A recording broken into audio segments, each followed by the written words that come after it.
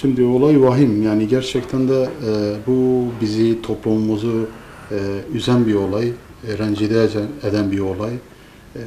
Bugün bu tür olayların Şırnak gibi kültürüne, dinine, ahlakına, vicdanına, özellikle de namusuna sahip çıkan bir milletten, bir halkın arasında vuku bulması bizi üzmüştür.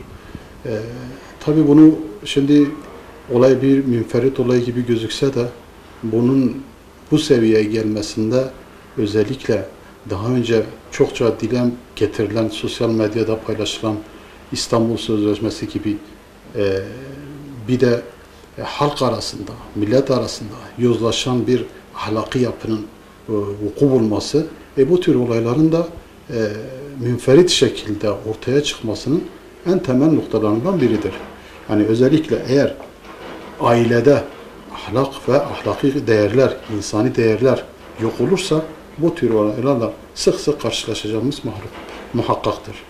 Olay bizi üzmüştür. Çünkü Şırnak gibi namusuna sahip bir memleket daha önce de namusla ilgili yaşanmış olayda halkın nasıl tepki gösterdiğini bütün dünya görmüştür. Bizim kültürümüzde, bizim yaşantımızda, bizim hayatımızda, bizim aile yapımızda, bizim toplumsal yaşantımızda bu tür olaylar bizim için önemlidir, önem arz ediyor.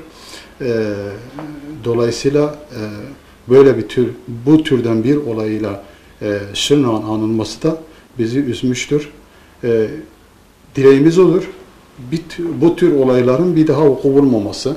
Tabii bunun için de yani alkollü ifadesi kullanılarak olayı hafifletmenin de bir anlamı yoktur. Böyle bir insanın bu saatlerde, bu gece vakitlerinde ailelerin yaşadığı bir toplumda, bir blokta, bir apartmanda bu şekilde dolaşmasının ne yeri vardır ne de hakkı vardır. Şimdi ortada bir olay var. Olay vuku bulmuş. Bu olayın aydınlatılması elbette yargı mercilerince takibi yapılacak.